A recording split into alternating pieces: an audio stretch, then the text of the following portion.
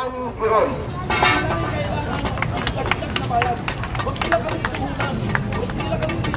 Isang mainit na pagbati po mula sa PS-Link ang inyong mga kapatid sa sektor publiko na kumakatawang sa mga organisadong hanay ng mga kawani.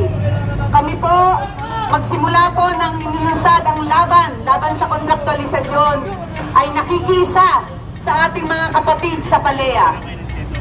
Nung Biyernes po, hindi natin malaman kung anong oras ay meron pong lindol na tayo naranasan ng mga taga-PALEA. Ang epicenter po ng lindol ay namataan sa Malacanang. Kaya po, ang tsunami alert ay itinaas sa PALEA. Sapagkat po, yun daw pong hanggang ngayon ay walang kopya na sinasabing desisyon ni Pinoy na ngayon ay ating pong nararanasan. Nakita natin kung gaano kakatayin ang ating mga kapatid sa PALEA. Para sa kanila, ang 2,600 ay maliit lamang na bilang para tanggalin sa trabaho. Hindi nakikita kung ilan ang pamilya, miyembro ng pamilya na maapektuhan ng mga ito.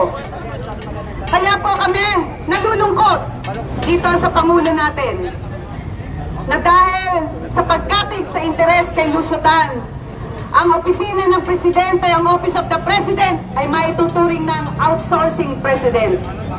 Sapagkat sabi niya, gusto niya ng outsourcing, ni walang maipakita na malinaw na patakaran para sa mga manggagawa.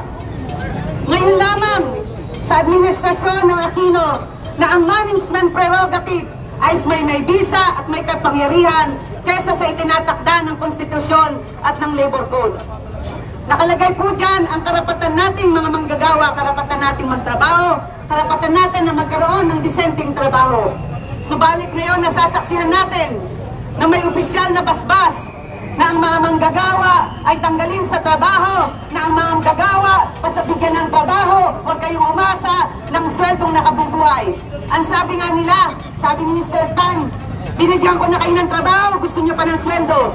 Binigyan ko na kayo ng trabaho, gusto nyo pa ng maging regular. Kaya kami po ay nakikiisa at nananawagan, lalo na po sa aming mga kasama sa sektor publiko. Kami namin po ay dumaranas din ng malawakang kontraktualisasyon. Ang tawag po sa amin ay job order.